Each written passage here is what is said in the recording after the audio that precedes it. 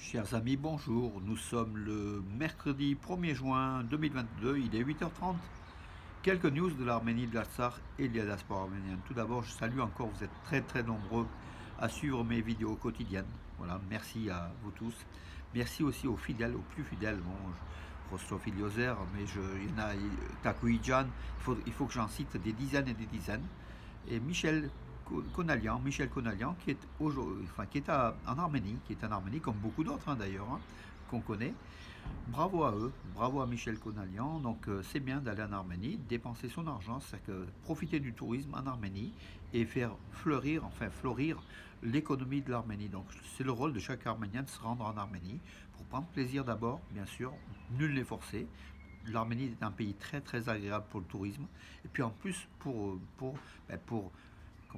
servir l'économie de l'Arménie, c'est un des meilleurs moyens pour nous d'aider l'Arménie en fait économiquement. Voilà, au lieu de faire des dons, vous allez en Arménie et puis vous passez de bonnes vacances, des rencontres et puis la chaleur, l'amitié du peuple arménien, le peuple de notre origine en fait. On se sent, en Arménie, on se sent vraiment très très très très bien tout simplement. Voilà, avis à tous ceux qui veulent partir en Arménie, encourager les amis, encourager tout le monde à partir en Arménie. L'Arménie est un pays très agréable et ça coûte pas cher.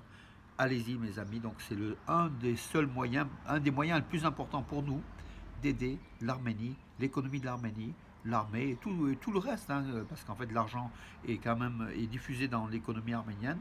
Euh, c'est très très très bien mes amis. Pour nous c'est un grand moyen. Bravo à tous nos amis qui nous suivent. Donc pour ceux qui sont en Arménie ou qui se rendent ou qui désirent se rendre en Arménie, aujourd'hui c'est de plus en plus facile. En plus il n'y a plus comment dirais-je le blocage du Covid pendant 2 ans qui nous a fait souffrir. Aujourd'hui donc tout est levé, donc tout est régulier, tout est normal. Voilà mes amis. Alors l'Arménie, justement, parlons-en l'Arménie. 73% du budget de l'Artsakh pour 2021 a été fourni par l'Arménie, affirme Nicole Pachinian. Et l'Arménie va maintenir cette aide pour l'Artsakh, pour la République de l'Artsakh, pour que cette République vive ou survive, tout simplement. Un officiel de l'Artsakh n'est pas content comment dirais-je, s'oppose à la médiation de l'Union européenne dans l'affaire du Haut-Karabakh. Et je vous ai déjà raconté dans les journées précédentes pourquoi nous ne voulons pas que l'Europe règle le problème de l'Artsakh. L'Europe est turcophile et plutôt pro-turco-azérie, dépendant un petit peu aussi du gaz, du gaz de l'Azerbaïdjan. L'Europe aime les Arméniens, bien sûr n'est pas contre les Arméniens, mais de toute façon stratégiquement, l'Europe est pour la Turquie et l'Azerbaïdjan.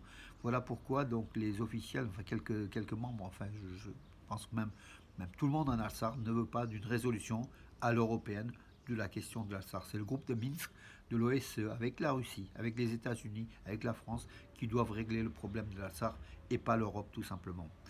À voir. Donc Nicole Pachinian, justement, qui avait fait la déclaration de l'aide de l'Arménie à l'Artsakh, les 73% du budget, prévoit une forte croissance en Arménie, malgré les retombées de la guerre en Ukraine, en fait. L'Arménie qui a enregistré des résultats une croissance de 7%, donc devrait être de 7%. 7% dans une période de guerre russo-ukrainienne, pour l'Arménie, ça serait extraordinaire. Voilà, l'Arménie donne des signes, des signes très encourageants sur son économie. L'économie arménienne est très très bonne. Les Arméniens vont très très vite progresser.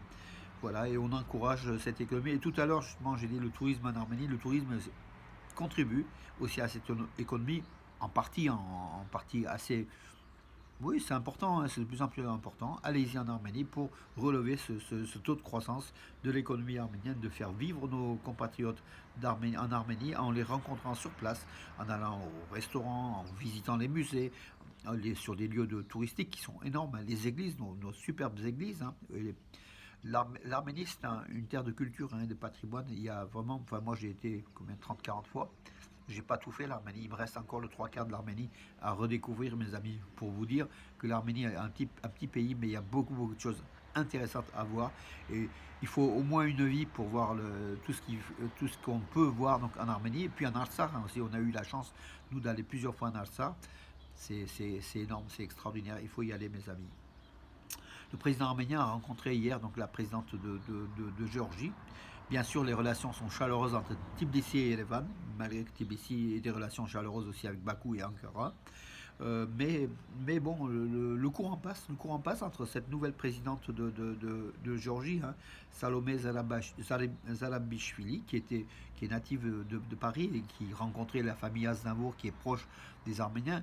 Mais bon, ce sont des Géorgiens malgré tout, hein, et vous savez ce que c'est les Géorgiens. On a connu les Byzantins, les querelles byzantines. Les Géorgiens, c'est un petit peu à la byzantine, hein, ils aiment les Arméniens, mais ils n'aiment pas trop. Voilà, ils préfèrent. Enfin, mais qu'on fasse, comment dirais-je, qu'on tourne la page. La Géorgie est un pays important, est un pays voisin de l'Arménie, est un pays chrétien. La Géorgie et l'Arménie ressemblent beaucoup, d'ailleurs, ils se ressemblent tellement ils peuvent de temps en temps se jalouser ou se détester. Mais c'est bien que les relations entre l'Arménie et la Géorgie s'établissent. Et voilà, le président arménien a été reçu officiellement par la présidente de Géorgie. Ça se passe très bien. Et bien sûr, il y a des questions de développement des relations économiques à tous les niveaux entre les deux pays, avec une stabilité. Donc la Géorgie est d'accord avec l'Arménie. Il faut une stabilité de la région pour contribuer au développement de ce Sud-Caucase. Et cette stabilité, bien sûr, c'est l'Artsakh aussi, régler la question de l'Artsakh et puis les frontières de l'Arménie. L'Artsakh, justement, un Artsakh occupé, plus de 80 diplomates et représentants militaires accrédités en Azerbaïdjan sont partis pour Karvachar. Karvachar, c'est Kelbadjar, la région occupée de l'Artsakh, occupée par l'Azerbaïdjan depuis la guerre de 44 jours, que les Arméniens ont cédé en décembre 2020 après le traité du 9, après les accords du 9 novembre de Chouchi, que les Arméniens ont cédé à l'Azerbaïdjan alors qu'il n'y avait pas un seul Azéri qui était entré, un seul soldat Azéri qui était rentré sur ce territoire de Karvachar, hein, Kelbadjar, qui est de l'autre côté du lac Sevan en fait, hein, qui touche le Guerre Arkonik, donc par la partie centre de l'Arménie. Ben, pourquoi ces diplomates visitent ces étrangers et représentants militaires visitent cette région de Karvachar? Tout simplement parce que Bakou et son dictateur Aliyev désirent forger encore plus l'identité azérie de cette région, alors qu'elle n'est pas du tout azérie, hein, cette région. Et n'oublions pas qu'à l'entrée même à Karvachar, justement à Kelbachar, il y a notre fameuse église datant du 5e, 6e siècle, hein, donc lieu de pèlerinage de tous les Arméniens, qui est là et qui est aujourd'hui interdite d'accès. Les Arméniens peuvent aller de temps en temps faire des offices grâce aux soldats de paix, donc de Pérus, à la limite entre la partie occupée et la partie non occupée. Donc c'est à Kelbachar, hein, donc cette église que j'ai oublié, hein, vous savez, j'ai tellement de choses dans la tête que un truc ça. Ah, mais vous, peut-être que vous allez me rappeler, mes amis.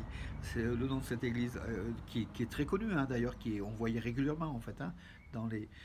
Voilà. Alors, oui, aujourd'hui, 1er juin, le métro d'Erevan est gratuit pour les enfants. Le métro d'Erevan, je pense qu'on ne pense pas trop à le prendre, hein, en tant que touriste, mais qui est toujours là. Le métro, donc son nom, c'est Karen Demircan, celui de son fondateur, en fait, hein, de Karen Demircan, celui qui a été tué lors de l'attentat du 27 octobre 1999.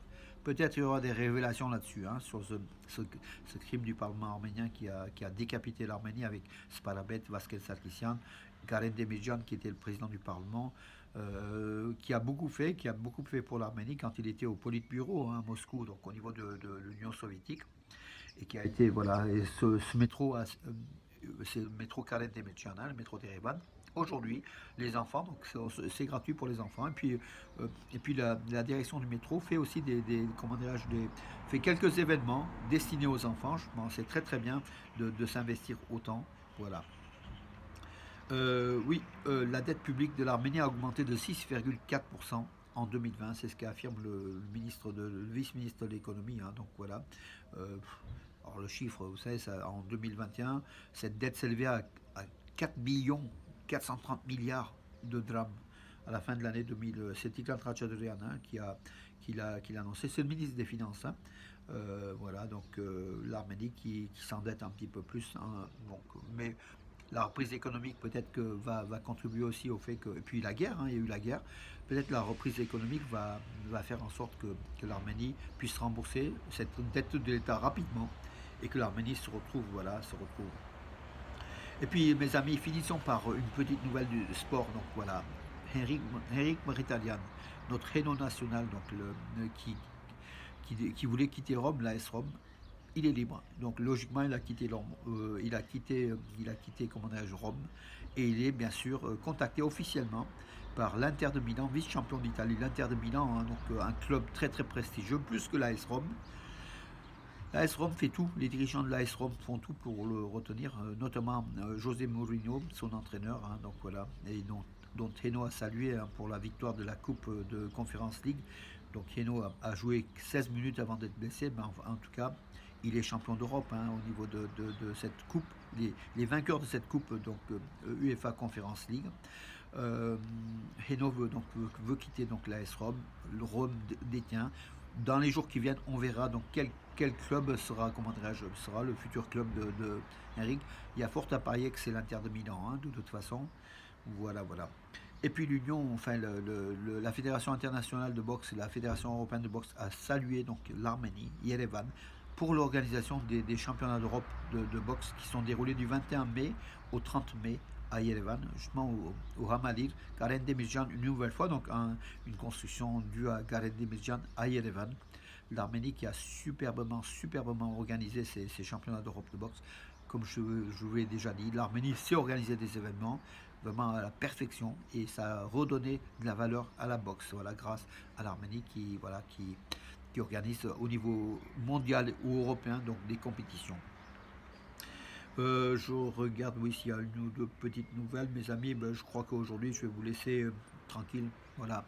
Et puis, merci pour les centaines et les centaines de personnes qui, à travers les groupes, qui, à travers ma page et puis d'autres lieux, suivent mes vidéos. Cela prouve que l'information arménienne vous intéresse. Cela prouve que l'Arménie vous intéresse, que la chose arménienne vous intéresse, mes amis. Continuons à, comment dirais-je, à être dans ce périmètre qui est agréable, qui nous appartient et dont on est fidèle. L'Arménie, les Arméniens, l'Artsakh, la diaspora bien sûr, et toute notre culture, notre alphabet, et tout le reste, mes amis. Voilà. Et j'espère qu'un jour, j'ai eu des critiques, hein, pourquoi donc je m'exprime en français. Il y a des gens en Russie, ils ne comprennent pas pourquoi je m'exprime en français. Ils ne connaissent pas la situation des Arméniens de France ici, ou par manque d'école, ou par manque de transmission de la langue, ou peut-être la France qui est forte, hein, qui assimile. Hein, donc voilà, on a perdu notre langue. Moi, je parle arménien, bien sûr, j'ai la chance d'être né à Alep et d'avoir fréquenté des écoles arméniennes, mais il est vrai qu'en France, c'est compliqué l'arménien. Ceux qui parlent arménien sont minoritaires. Et comme d'ailleurs en Russie, hein, il y a ce phénomène de perte de langue. Mais enfin, il y a des gens quand même qui ne comprennent pas, qui me donnent des leçons. On peut donner des leçons, voilà. Après, tout dépend de ceux qui les écoutent, hein. Voilà, mes amis, les donneurs de leçons, on en voit régulièrement. Chacun donne des leçons. Mais il faut donner des leçons raisonnables en connaissant le terrain, mes amis. Voilà. Le terrain de la communauté arménienne de France, c'est compliqué au niveau de la langue arménienne. Voilà. Regardez les journaux arméniens en arménien. Nous, on écrit en français, on est devenu on est devenu des journalistes français presque. Donc, du coup, on s'exprime rarement en arménien. On a du mal à écrire en arménien, mais il faudrait que le phénomène s'inverse. Bien sûr, il faut encourager l'écriture arménienne, qui est extraordinaire, Moi, je lis tous les jours en arménien, surtout l'histoire. Hein, donc, au-delà des romans de Rafi, où j'ai lu au moins 10 fois, je lis des livres d'histoire, hein, donc de Gorun Khorenatsi, de Parbetsi, beaucoup de nos historiens, écrivains, et puis de l'histoire de l'Arménie à l'Antiquité aussi, pour monter loin, pour rêver de notre État fort, l'empire de Tigran le Grand, par exemple. Voilà. Et puis, c'est pas la nostalgie du Grand Arménie, c'est la nostalgie d'une culture arménienne forte, d'une grande culture arménienne forte, déjà il y a 2 millénaires, 3 millénaires, et qui aujourd'hui continue, mes amis, grâce à vous, grâce à moi, grâce à tout le monde, voilà, nous tous. Continuons à nous sentir français, vive la France, bien sûr, français d'origine arménienne, voilà, c'est une valeur culturelle importante pour nous, et puis nationale, hein, culturelle, ça va au-delà de la culture, hein, l'arménité. Bonne journée, mes amis, et à demain.